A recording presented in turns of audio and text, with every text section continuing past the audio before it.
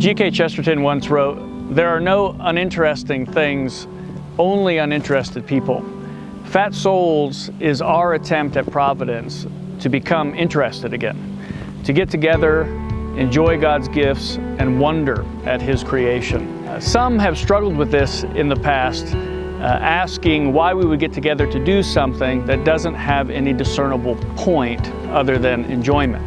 I mean, why gather together if there's no utilitarian need being met or it doesn't seem spiritual enough? Why do something for the mere pleasure of doing it if that is all that one gets out of it? But in the asking of that question really is the answer.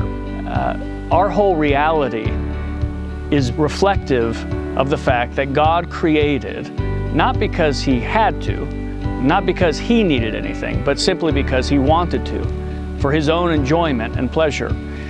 When we look at the creation, we see this. We see that the creation is a gift, that it wasn't necessary, that all that we have in this world is given by divine grace. Since this is true, it demands a particular conclusion. If God is not needy, but creates anyway, and if the way that He creates is excessive and not merely utilitarian, and the gifts that He gives are good, then our duty is simply to delight in the gifts given, to receive the gift from the giver and to bless Him in our enjoyment of it.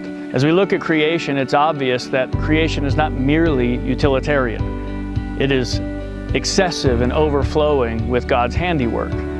And therefore, our use of creation isn't merely utilitarian either. While it is true, for instance, that we need to eat to live, food is not merely fuel.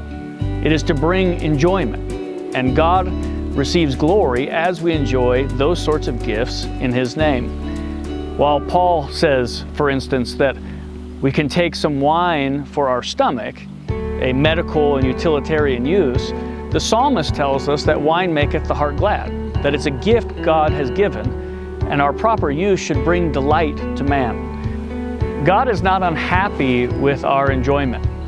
In fact, when we do enjoy His gifts, we reflect back to Him His image. At Providence Church, we use Fat Souls as a way to express this sort of gratitude and delight. Because we've been saved by a gospel of sheer grace, we are free.